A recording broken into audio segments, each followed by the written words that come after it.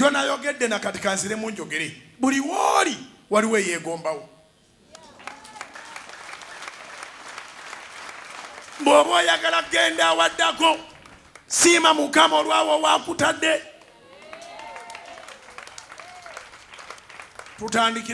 Tutandikire mu ggwanika. Omulambo ogumaze okutuuka mu mmokyale gwegomba ali ku kitanda amagulu ne baba bagabanise ngalimu ebyuma ne bw'oba oli bubi nnyo naye ng'okyassa omukka omulambo gugamba singa kale mbadde awo.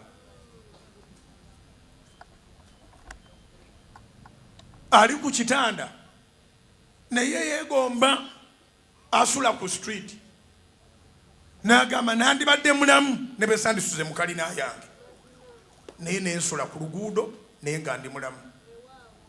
Asula ku luguudo naye yeegomba asula mu kalumu akamu nga n'okwegolola teyeegolola bulungi naye ng'ayina akayumba mwasula.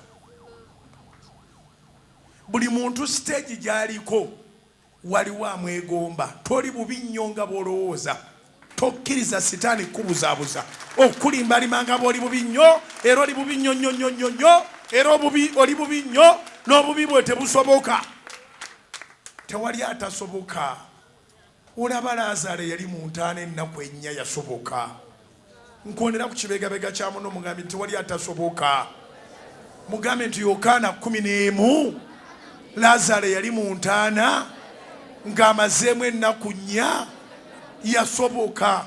Kati gwe gwani?